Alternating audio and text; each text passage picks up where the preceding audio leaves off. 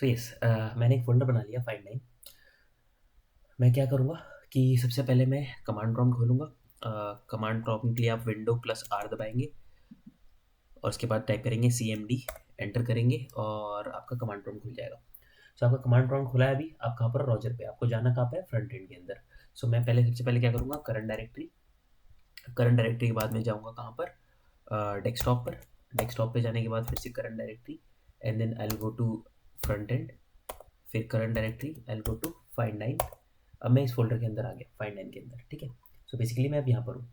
अगर मुझे ऐसे नहीं जाना है तो उसका एक और आसान तरीका है। I will show you directly कि आप इसको कमांड प्रॉम्प्ट को बंद करें, जहाँ पर भी आपको जाना है डायरेक्टरी में वहाँ पर जाए। उसके बाद जाने के बाद एड्रेस बार में क्लिक करने के बाद यहाँ पर CMD टाइप करें। तो CMD टाइप करने के बाद क्या होगा कि हमारा कमांड प्रॉम्प्ट खुलेगा और वो पहले से ही उसी डायरेक्टरी में होगा जहाँ पर हमने टाइप किया है। सो जब इसके बाद आ गए इस पर, तो हम क्या करेंगे, इस डायरेक्टरी के अंदर एक नई रिएक्ट ऐप बनाएंगे। रिएक्ट ऐप बनाने के लिए मैं क्या करूँगा, मैं कमांड टाइप करूँगा npx create react app, ठीक है। हो सकता है कि आपका react create react app install ना हो, तो उसके लिए आप सबसे पहले क्या करोगे, npm इंस्टॉल। ये क्रिएट रिएक्ट ऐप क्या है, टेम्पलेट है। क्रिएट रिएक्ट ऐप ये क्या करेगी, करेगा कि npm install create react app एक टेम्पलेट है, इसको इंस्टॉल कर देगा, ठीक है। उसके बाद आप ये वाली कमांड टाइप कर सकते हैं, npx क्रिएट रिएक्ट ऐप। अपनी ऐप का नाम देंगे, फॉर एग्जांपल मैं अपनी ऐप का नाम फाइंड नाइन ही देता हूँ, ठीक है। फाइंड नाइन फोल्डर के अंदर फाइंड नाइन अगेन। सो ये मेरी ऐप क्रिएट करेगा, एक रिएक्ट की ऐप क्रिएट करेगा, किसको यूज़ करके, इस टेम्पलेट को यूज़ करके, जिसका नाम क्या होगा, फाइंड नाइन। तो आप देखोगे यहाँ पर फाइंड नाइन क्रिएट हो रही है। मेरे पैकेज डॉट जेसन खुद क्रिएट हो गया, पैकेज लॉग जेसन खुद क्रिएट हो गया, नोड मॉड्यूल्स भी खुद आ गए, ठीक है। सो ये मेरा खुद स्ट्रक्चर क्रिएट हो जा रहा है।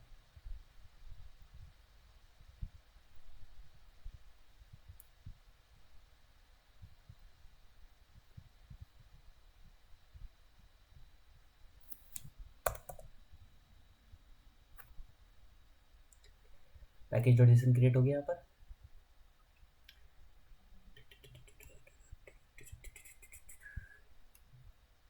It will take some time, इसको होने देते हैं।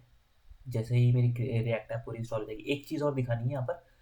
देखोगे कि क्या क्या इंस्टॉल हो रहा है, रिएक्ट इंस्टॉल हो रहा है, रिएक्ट डॉम यूज इंस्टॉल हो रहा है, रिएक्ट स्क्रिप्ट इंस्टॉल हो रही है, और क्रिएट रिएक्ट ऐप टेम्पलेट के हेल्प से हो रही है विद CRA टेम्पलेट। सो ये सब कुछ इंस्टॉल करेगा। अगर मैं इस फोल्डर को, फॉर एग्जांपल इस पूरे फोल्डर को कमांड प्रॉम्प्ट में खोलता हूँ अगेन, मैं डायरेक्टरी में गया। अब इस डायरेक्टरी को अगर मुझे विजुअल कोड में खोलना है, तो विजुअल कोड अगर आपका इंस्टॉल है तो आपको सिर्फ टाइप करना है CODE कोड स्पेस डॉट। क्योंकि मैं सेम डायरेक्टरी में हूँ, तो इसी डॉट का मतलब मैं इसी डायरेक्टरी में जो कुछ है उसको विजुअल कोड में खोलना चाहता हूँ।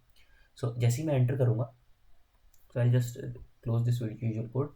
सी, मेरा फाइंड लाइन के अंदर ये खुल गया। सो अभी मैं इसके अंदर हूँ, यहाँ पर पैकेज डॉट जेसन अगर देखोगे तो इसका नाम फाइंड लाइन है, इसका वर्जन 0.10, ठीक है। अभी मेरा ये इंस्टॉल हो रही है। So it will take time. जैसे जैसे इंस्टॉल होगी ये डिपेंडेंसीज वगैरह सब कुछ क्रिएट करेगा, और ये जो है आपका लेटेस्ट रिएक्ट इंस्टॉल करेगा। लेटेस्ट रिएक्ट जो चल रहा है वो है React 18। So will wait until it install.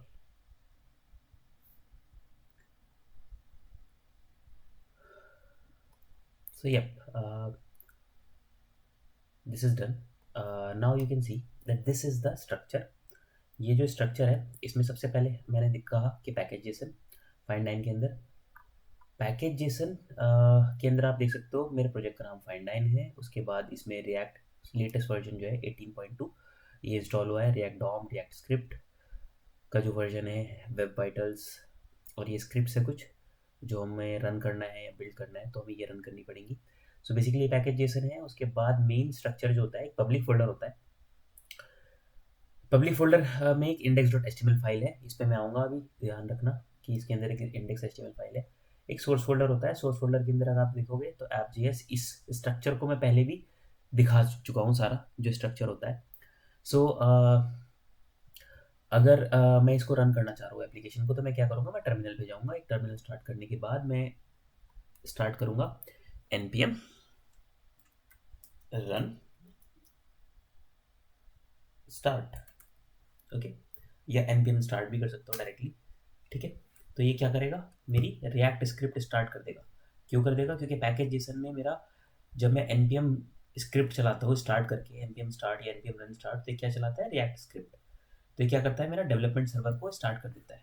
So development server start करने का मतलब है कि ये मेरा लोकल होस्ट 3000 पे मेरा एप्लीकेशन को रन कर देगा। सो ये मेरी एप्लीकेशन रन हो रही है कहाँ पर, लोकल होस्ट 3000 पर। अभी इस एप्लीकेशन में क्या है, कुछ भी नहीं दिख रहा, एडिट सोर्स जेएस ऐसा ऐसा कुछ आ रहा है, ठीक है। तो बेसिकली अगर मैं देखूँ इस एप्लीकेशन को, इसको मैं छोटा कर देता हूँ थोड़ा, तो मेरी ये एप्लीकेशन चल रही है, रन हो रही है, रिएक्ट की एप्लीकेशन है। अगर मैं इसको ध्यान से देखूंगा तो ये जो लिखा है edit source app what ever is this, तो इसमें दो दो जेएस फाइल है, ऐप जेएस और इंडेक्स जेएस, ओके। सो अगर ध्यान से मैं देखूंगा तो ऐप जेएस में जाऊंगा और मैं देखूंगा कि यहाँ पर ये चीज़ लिखी हुई है एडिट कोड सोर्स ऐप, ठीक है। और एक इमेज है, एक पैराग्राफ है और एक लिंक है। सो अगर मैं ध्यान से देखूं तो ये सेम चीज़ यही है, एक लिंक है, एक edit source, if you can C edit code. अब ये कोड की जगह सोर्स स्लैश ऐप आ रहा है, ठीक है। ये क्योंकि ये कोड में एम्बेडेड है इसलिए ऐसा दिख रहा है। And save to reload, same चीज़। अगर मैं यहाँ से क्या करूँगा, इसको पूरे को डिलीट मार देता हूँ, ठीक है। और यहाँ पर मैं क्या डालता हूँ, एक h1 टैग डालता हूँ और h1 टैग डाल के मैं लिखता हूँ this is my hello there, let suppose लिखता हूँ हेलो देयर, ठीक है। और इसको मैं जैसे ही सेव करता हूँ तो what I will C is कि जो मेरी ऐप है वो सब कुछ हट गया, वहाँ पर सिर्फ हेलो देयर आ रहा है। तो बेसिकली ये तो पता चल गया मुझे कि मुझे यहाँ पर मैं चेंज कर रहा हूँ तो यहाँ पर मैं चेंज मुझको मिल रहा है। मैं इस डिव को भी हटा दूंगा और सिर्फ क्या रिटर्न करूँगा, हेलो देयर, ठीक है। सो बेसिकली मैंने ये रिटर्न किया और इसको रिटर्न करते ही मुझे यहाँ पर हेलो देयर करके मिल गया। नाउ द थिंग इज, मैं ध्यान से देखूँ तो ये तो एक फंक्शन है जावास्क्रिप्ट का, किस नाम से, ऐप नाम से, और फंक्शन रिटर्न कर रहा है कुछ ऐसा जो एचटीएमएल की तरह लगता है। तो जावास्क्रिप्ट के अंदर मैं रिटर्न क्या कर रहा हूँ, एचटीएमएल का टैग या एलिमेंट। जब हम जावास्क्रिप्ट के अंदर एचटीएमएल लिखते हैं उसको हम क्या बोलते हैं, उसको हम बोलते हैं JSX, क्या बोलते हैं, JSX। So I will save this up and again I will see JSX। So JSX क्या है, JSX is nothing but HTML inside JavaScript.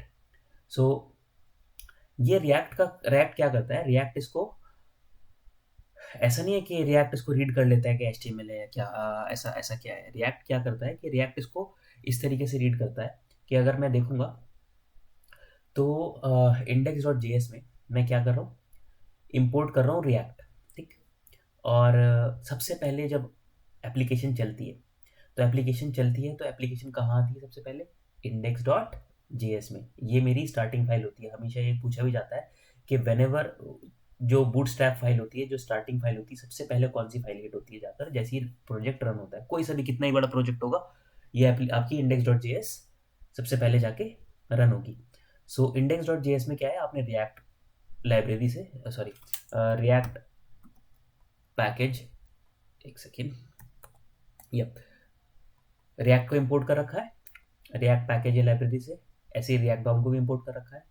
आपकी index.css फाइल है उसको इंपोर्ट कर रखा है, ये रही यहाँ पर एक ऐप है डॉट ऐप। तो ये जो है, इस ऐप को मैंने क्या कर रखा है, यहाँ पर इंपोर्ट कर रखा है। तो मैंने बनाई इसको यहाँ पर है, बट मैं यहाँ पर देखूंगा तो मैं क्या कर रहा हूँ, मैं इसको क्या कर रहा हूँ, एक्सपोर्ट कर रहा हूँ। तो ये पूरा फंक्शन मेरा एक्सपोर्ट होके कहाँ जा रहा है, index.js पे, इसके अंदर, और इसको मैं यहाँ यूज़ कर रहा हूँ, ठीक है। तो बेसिकली ये आपका क्या है, ये एक आपका कंपोनेंट है। रिएक्ट में आप क्या बनाते हो, कंपोनेंट बनाते हो। कैसे बनाते हो, ऐसे ही बनाते हो। Component are nothing but functions, okay. So दो तरह के कंपोनेंट रिएक्ट में दो तरह के कंपोनेंट होते हैं, क्लास कंपोनेंट और एक फंक्शनल कंपोनेंट। क्लास कंपोनेंट अभी भी यूज होते हैं कुछ पुराने प्रोजेक्ट्स पे, बट यूजुअली अब जो बन रहे हैं सारे के सारे फंक्शनल कंपोनेंट यूज हो रहे हैं।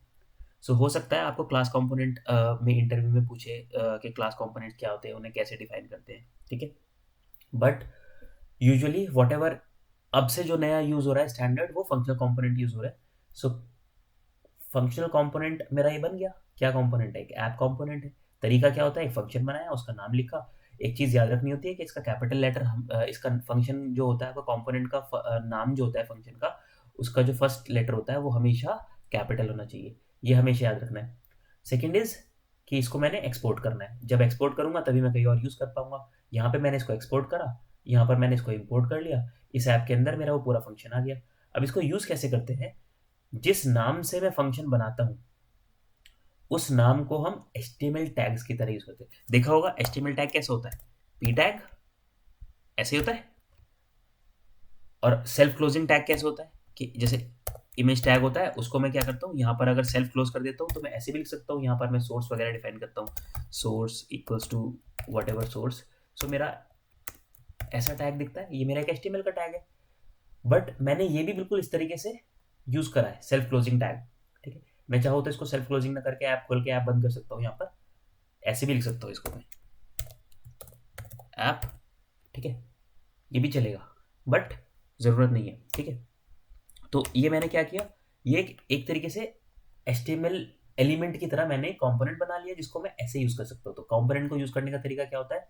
जो भी फंक्शन का नाम आप बनाओगे, उसको as a HTML element syntax आप उसको यूज़ कर सकते हो इंपोर्ट करने के बाद। तो ये मैं ऐप को यूज़ कर रहा हूँ। अब यहाँ पर पूरा का पूरा फंक्शन जो मेरा ये वाला फंक्शन है, ये आ गया। और इसको मैं क्या कर रहा हूँ, इसको हटा देता हूँ मैं। इसको मैं ध्यान से देखो तो क्या हो रहा है कि react dom dot create root document dot get element by id root।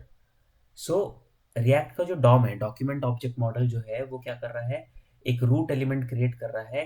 और वो सर्च कर रहा है कि कौन सा मेरा जो पेज में कौन सा मेरा ऐसा एलिमेंट है जिसकी आईडी रूट है। तो मैंने पब्लिक फोल्डर खोल के दिखाया था कि इसके अंदर एक HTML है, सबका फेवरेट HTML, ये आ गया। ये एक सिंपल HTML है, ठीक है। अब इस सिंपल HTML में देखोगे तो कुछ नहीं है, एक टाइटल है रिएक्ट ऐप, ठीक है। इसको अगर मैं यहाँ पर फाइंड 9 लिख देता हूँ, तो आप ऑब्जर्व करोगे कि इसको मैं सेव करूँगा तो मेरा जो ये है, इसके ऊपर फाइंड 9 लिखा रहा है। तो बेसिकली ये वाली HTML है जो मेरी यूज़ हो रही है। और इसके अंदर मैंने देखा तो क्या है, एक डिव है, और इस डिव की आईडी क्या है, रूट है। तो बेसिकली ये मेरा मेन डिव है और इसकी आईडी रूट है। वो यही आईडी सर्च कर रहा है, यहाँ पर रूट आईडी सर्च कर रहा है कि इस जो HTML रेंडर होगा उसकी आईडी रूट कहाँ पर है, ठीक है। तो जो HTML रेंडर होता है वो कौन सा रेंडर होता है, ये वाला। सो बेसिकली रिएक्ट कुछ नहीं है, रिएक्ट एक single page application. Single page application क्यों कहते हैं? क्योंकि सिर्फ ये एक सिंगल पेज है, index.html, जिसमें पूरी की पूरी एप्लीकेशन आ जाती है। कैसे आ जाती है? क्योंकि इस पेज में मेरा एक डिव होता है जिसकी आईडी रूट होती है। अगर मैं इसकी आईडी सपोज चेंज कर देता हूँ, आईडी कुछ और कर देता हूँ, XYZ कर देता हूँ, तो मुझे index.js में जाके यहाँ पर वो चेंज करनी पड़ेगी, क्योंकि ये उसी उसी आईडी को ढूंढेगा और सब कुछ उठा के, ये पूरा पार्ट उठा के यहाँ से क्या करेगा, ये पूरा पार्ट उठा के ले जाके कहाँ डाल देगा, इस डिव के अंदर डाल देगा, और ये आपकी रिएक्ट एप्लीकेशन रेंडर हो जाएगी। अगर मैं इसको इंस्पेक्ट करके देखता हूँ तो what you will see is कि मेरी बॉडी है, इस बॉडी के अंदर एक डिव है जिसकी आईडी रूट है। और अगर मैं देखूंगा तो वो H1 जो मेरा वहां पर था, वो इसके अंदर जाकर दिख रहा है मुझे। तो इसका मतलब क्या हुआ कि जो मेरा H1 मैंने यहाँ बनाया था, ऐप में बनाया था, ये मेरा H1 तो मैंने यहाँ बनाया था, ये पहले गया कहाँ, इंडेक्स में। इंडेक्स से कहा गया इस आईडी में। ये ऐप जो है, इसके अंदर जो कुछ डालूंगा मैं, वो यहाँ पर index.html के अंदर चला जाएगा एज चाइल्ड। तो बेसिकली अगर मैं ध्यान अब आपसे रिवाइज करके बताऊं कि क्या हो रहा है, तो सबसे पहले ये एप्लीकेशन की ये वाली फाइल कॉल होती है, ये फाइल कॉल होती है, ये फाइल सर्च करती है एक एलिमेंट रूट एलिमेंट सर्च करती है, और उसके अंदर जो भी यहाँ पर पड़ा होता है उसको जाके पटक देती है, डाल देती है। तो ऐप जो है, इसको उठाया इसने और डाल दिया यहाँ पर, और ऐप के अंदर क्या था, ये। अब क्या रिएक्ट सारे टैग्स को समझता है कि H1 है तो इसको H1 जाके डालना है। तो बेसिकली होता क्या है, अगर मैं इसकी जगह लिखूँ, मैं क्या करता हूँ कि ऐसे नहीं लिखता, मैं क्या लिखता हूँ, इसको ऐसे लिखता हूँ। For example I will do react with a capital R, okay, dot create element, react के फंक्शन है इनबिल्ट, सो मैं क्रिएट एलिमेंट यूज़ करूँगा। ठीक है, इसका सिंटैक्स होता है कि सबसे पहले एलिमेंट का नाम आता है। ठीक है, तो मैं एक h1 टैग क्रिएट कर रहा हूँ। ठीक है, उसके बाद क्लासेस या कुछ मुझे चीज़ें देनी होती है, तो उसके लिए मैं अभी एम्प्टी ऑब्जेक्ट पास कर देता हूँ। ठीक है, जो प्रॉप्स देने होते हैं। थर्ड आर्ग्यूमेंट इसका क्या होता है कि मैं उसके अंदर जो कंटेंट है वो लिखूंगा। For example, high this is also JSX। सो अगर इसको देखोगे तो ये जावास्क्रिप्ट जैसा लग रहा है, देखने में लग रहा है ना कि हाँ ये तो जावास्क्रिप्ट है। ठीक, so this is JavaScript, but the thing is this and this is same. ये और ये सेम है। अगर मैं इसको हटा देता हूं, ठीक है, इसको मैंने हटा दिया और इसको मैं सेव कर देता हूं। Just a second, single quotes, single quotes, single quotes, and I'm returning this. Good. No need to wrap this up in this. I can directly return this. Okay, so what I'm doing is I'm returning this thing. What is the error? React is not defined. Okay, obviously यहाँ पर मैं React use कर रहा हूँ but React define नहीं है। तो सबसे पहले, क्योंकि जब वो ऐप वहाँ जा रही थी तो कोई इशू नहीं था, वहाँ पर तो React इम्पोर्ट था, मुझे ये React डिफाइन करना पड़ेगा, इम्पोर्ट करना पड़ेगा। So what I'll do is I'll just import this thing. Now as soon as I import this, इसको हटा देता हूँ क्योंकि वो इसकी ज़रूरत नहीं है। So as soon as I import this and I'll run this, so it will run successfully, and if you go and see, this is also JavaScript.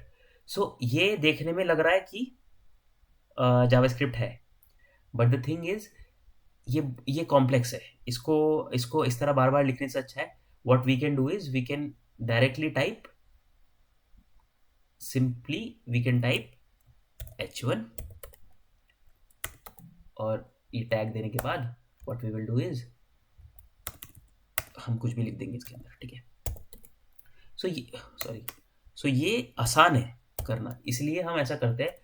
But if you से कि हाय हेलो, ठीक है, control S save करता हूँ तो hello आ गया। सो ये similar है इसके करस्पॉन्डिंग, सॉरी, जो मैंने अभी बताया था, रिएक्ट डॉट क्रिएट एलिमेंट। ठीक है, एक पैराग्राफ टैग मैं बनाऊंगा और पैराग्राफ टैग बनाने के बाद मैं क्या करूँगा कि सॉरी पी टैग। ठीक है, पी टैग आ गया। नेक्स्ट इज एम्प्टी ये दूंगा अभी के लिए, और दिस इज पैराग्राफ।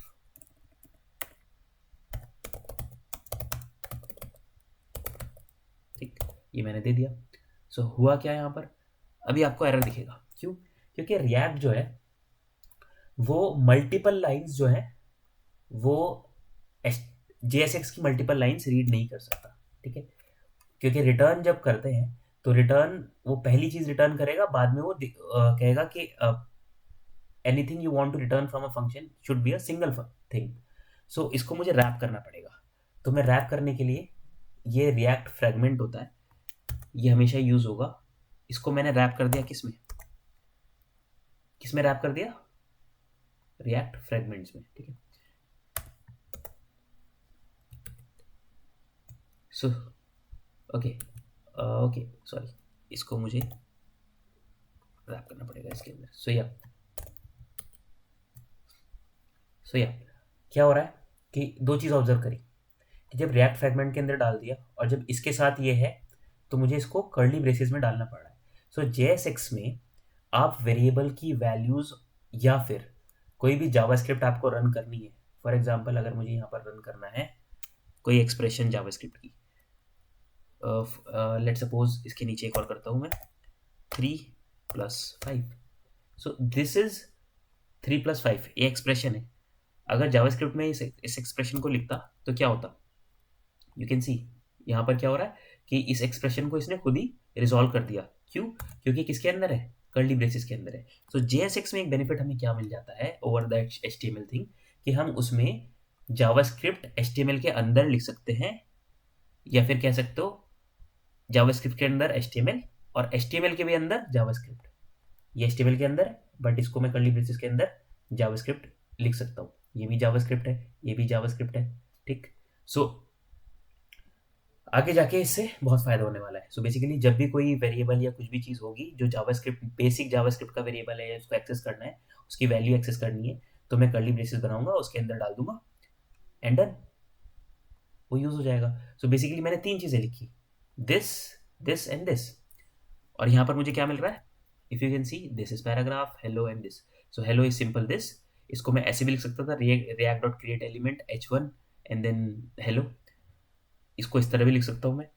और मैं कोई भी जावास्क्रिप्ट इसमें, अब ये अगर मैं इसको हटा रहा हूँ, इसको कर्ली ब्रेसेस को हटा रहा हूँ, तो ये इसको सिंपल एक टेक्स्ट समझ रहा है, और टेक्स्ट समझने के बाद इसको ऐसे ही शो कर दे रहा है मेरे को, जबकि ये इसको टेक्स्ट नहीं समझ रहा। और इसको जैसे ही मैं हटाता हूँ, फॉर एग्जाम्पल इसको मैं हटाता हूँ, ठीक है, और सेव करता हूँ, तो इसको टेक्स्ट समझेगा और ऐसे कैसे शो कर देगा।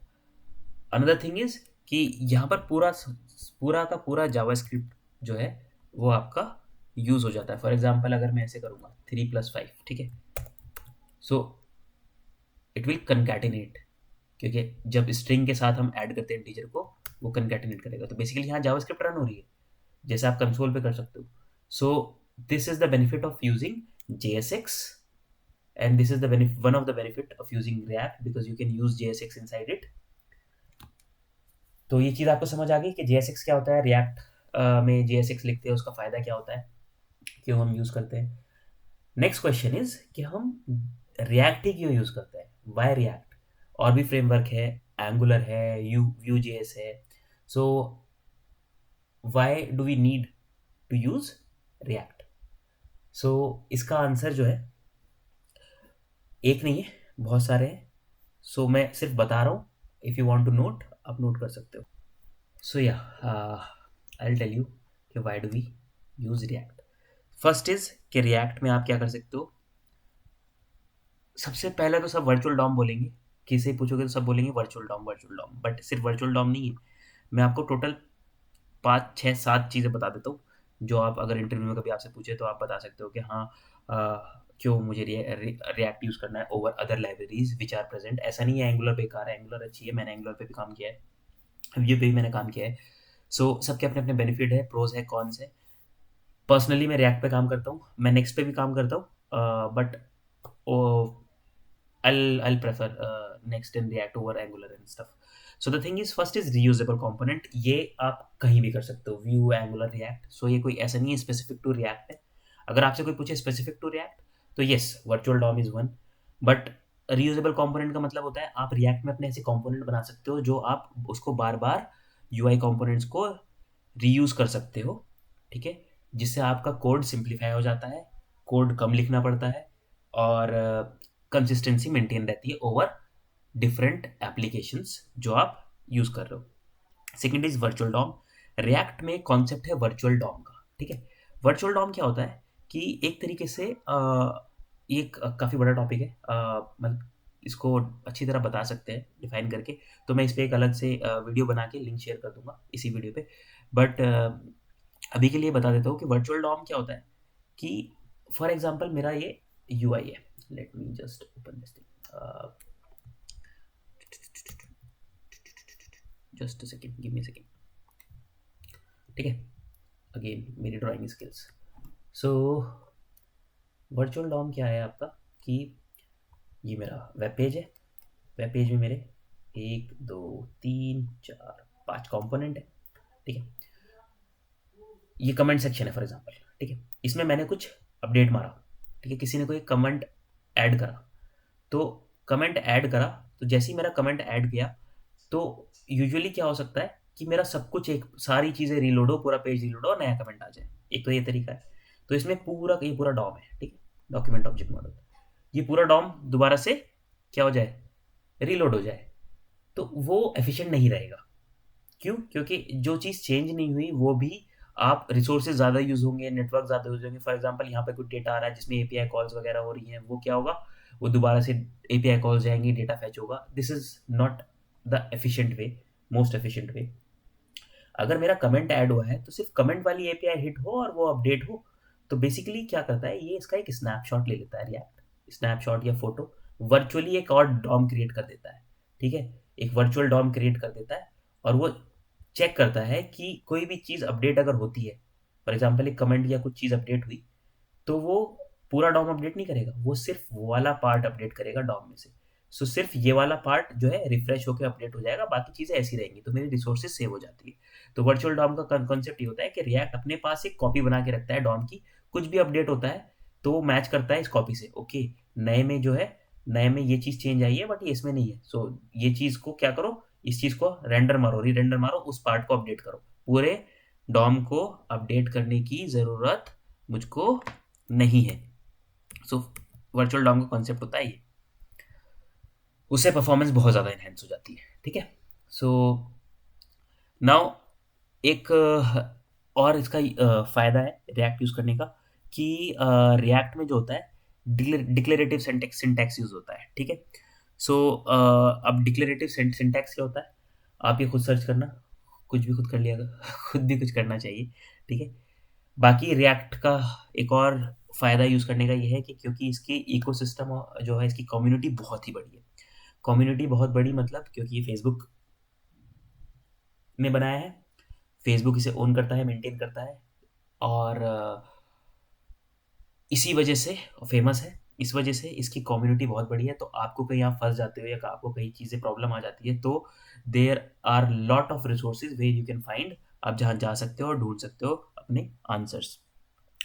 And one more thing is, जो मैंने अभी पढ़ाया जेएसएक्स, जेएसएक्स आपको क्या करता है, एचटीएमएल के अंदर जावास्क्रिप्ट रन करने देता है। ठीक है, या इसको ऐसे कह लो कि जावास्क्रिप्ट के अंदर एचटीएमएल लिखते हैं, उसको जेएसएक्स बोलते हैं, और जेएसएक्स के अंदर हम with the help of these curly braces JavaScript की कोई भी क्वेरी एग्जीक्यूट कर सकते हैं। ठीक है, एंड अनदर इज कि इसकी कंपैटिबिलिटी जो होती है ना रिएक्ट की, वो क्रॉस प्लेटफॉर्म कंपैटिबिलिटी होती है। ये इसके रिएक्ट नेटिव करके फ्रेमवर्क्स आते हैं जो मोबाइल के लिए यूज़ हो जाते हैं। ठीक है, और हम वेब एप्लीकेशन और मोबाइल एप्लीकेशन जो है ऑलमोस्ट कुछ थोड़े बहुत चेंज होते हैं, बाकी क्रॉस प्लेटफॉर्म हम यूज़ कर लेते हैं, वेब ऐप्स जो बनती है मोबाइल में भी चल जाती है। एंड सबसे मेजर जो है वो है परफॉर्मेंस। सो रिएक्ट जो है वो सबसे ज़्यादा एफिशिएंट है। ठीक है, because of this virtual DOM concept. तो हाई परफॉर्मेंस एप्लीकेशन जो होती है, जो हाई रेंडर हाई अपडेट जिसमें होते हैं, फॉर एग्जांपल इंस्टाग्राम, फेसबुक, जिसमें बहुत बार बार लाइक्स कमेंट ये वो अपडेट होती रहती चीज़ें, तो जो भी जिसमें डेटा सेट वगैरह कॉम्प्लेक्स होते हैं, जिसका यूआई वगैरह कॉम्प्लेक्स होता है, उसके लिए react is a preferred choice. So I know ये वीडियो हो गई है ऑलमोस्ट आधे घंटे की, बट ये वीडियो काफ़ी एफिशिएंट है। अब आपको पता चल गया कि बेसिक स्ट्रक्चर क्या होता है। इंडेक्स, सबसे पहले इंडेक्स जेएस पे जाएगी, इंडेक्स जेएस क्या करेगा, ढूंढेगा अपना एचटीएमएल, उसको मिल जाएगा रूट, इसमें इसके अंदर इसको ले जाके डाल देगा। और इसके अंदर ये क्या है, ये बेसिकली कुछ नहीं है, मेरा एक रिएक्ट कंपोनेंट है। कैसे बनाते हैं, फंक्शन क्रिएट करते हैं, उसको एक्सपोर्ट मार देते हैं, इसके अंदर जो कुछ होगा वो वहाँ पर जाके शो हो जाएगा मुझे। और इसके अंदर क्या है, ये जीएसएक्स है। आगे इसको हम ऐसे इसी को हम आगे बनाएंगे पूरी अपनी एप्लीकेशन, जो हमने पिछली वीडियो में डिस्कस करा था। So this is the basic, the very very basic of react, कि रिएक्ट का स्ट्रक्चर क्या होता है और रिएक्ट में हम कैसे कंपोनेंट बनाते हैं और क्या होता है। यहाँ से हम शुरू कर लेंगे। इन डेप्थ अगर सिर्फ रिएक्ट पढ़ना है तो उसकी सीरीज मैं अलग स्टार्ट करूंगा, इन डेप्थ नोड की सीरीज अलग स्टार्ट करूंगा। सब कुछ करना है, बट हूँ तो मैं सिंगल, वैसे भी और वैसे भी, तो टाइम लगेगा। बट हाँ, जो मुझे आता है वो मैं सब डिलीवर कर दूंगा, मेरा रिवीजन हो जाएगा। सो मैं कभी किसी को पूरी वीडियो में कहीं कुछ कहता नहीं है कि लाइक करो सब्सक्राइब करो, क्योंकि मुझे फ़र्क भी नहीं पड़ता। ये मैं अपनी पढ़ाई कर रहा हूँ, जो मेरे साथ पढ़ना चाह रहा है पढ़ ले। एंड ओके, सो पूरे 30 मिनट हो जाते हैं and I take your leave next में। अच्छा हाँ, एक और चीज़, मैं ये पूरा स्ट्रक्चर जो है इस लिंक में, इस वीडियो के डिस्क्रिप्शन लिंक में डाल दूंगा। आप चाहो तो जैसे मैंने बनाया खुद से क्रिएट कर सकते हो, अदरवाइज आप इसको डाउनलोड करके इसी में आगे फर्दर काम कर सकते हो। ठीक है, so okay, I take your leave.